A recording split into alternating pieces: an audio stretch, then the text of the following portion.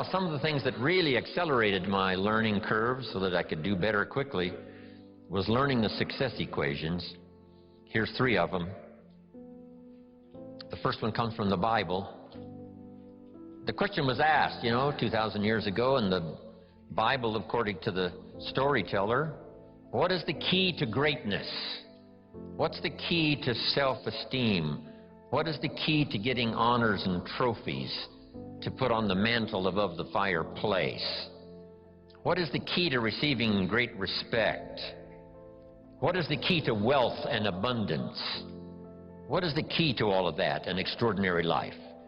And here's the answer that was given, capsule form. According to the storyteller, the answer was, find a way to serve many people.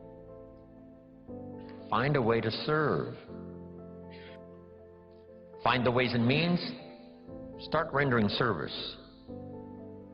The more you serve, the greater your fortune. Service to many leads to greatness. Key. Next, John Kennedy. Speaking of politics today, we're surrounded by political speeches.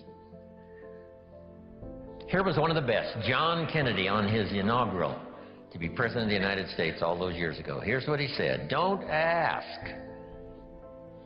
Wow, don't we wish that was the current political philosophy? Where is John Kennedy?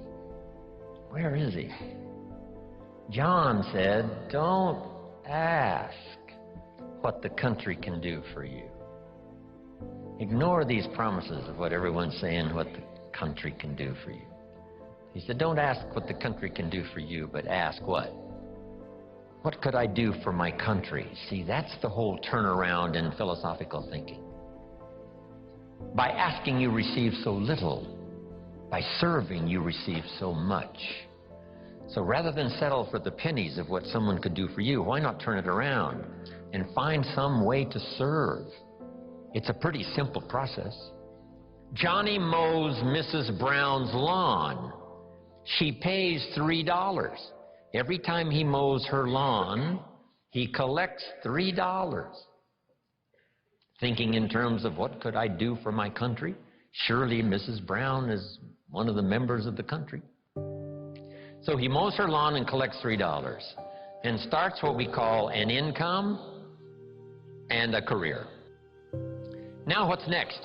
What if Johnny gets Pete to mow Mrs. Brown's lawn? She still pays the $3, but now Johnny gives Pete $2 for mowing the lawn and keeps $1 because he's the one that got the work. Now we have the beginning of an entrepreneur. Now we have the beginning of fortune. Here's a good note to make. I started part-time on a little adventure learning skills and disciplines, and here's what I began to say with my little part-time job. I said, I'm working full-time on my job and I'm working part-time on my fortune. And the reason is because I found the mechanics. I found the philosophy. I started working it, serving other people. One way to serve is to mow Mrs. Brown's lawn and get the $3. The other way to serve is to get someone else to do it, and you collect that extra money. Finding ways to serve. That's the key to wealth and greatness. Then here's the next one, and everybody knows this one. I heard Zig say it over 40 years ago, Zig Ziglar. And when he said it, I wrote it down, and if you haven't ever written it down, write it down. If you help enough people get what they want, you can have everything you want. If you help enough people get what they want, you can have everything you want. When I heard Zig say that, I wrote it down, and maybe you want to do this. Underline the word everything. That's what was intriguing to me about this sentence. So these are the success equations. This is the wealth formula from the Bible, from John Kennedy, from Zig Ziglar.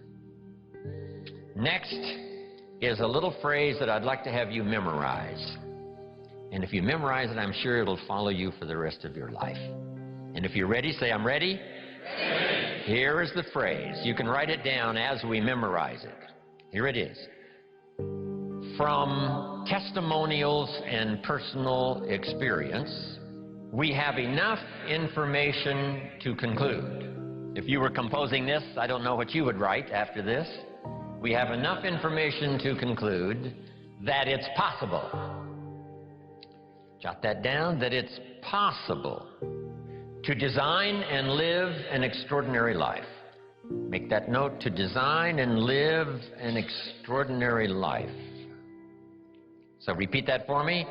To design and live an extraordinary life. Now, let's repeat it from the beginning. Here we go. From testimonials and personal experience, we have enough information to conclude that it's possible to design and live an extraordinary life. I hope you will give that little phrase some consideration, and here's what's next. I hope you buy the idea that from testimonials and personal experience, we have enough information to conclude that it's possible to design and live an extraordinary life.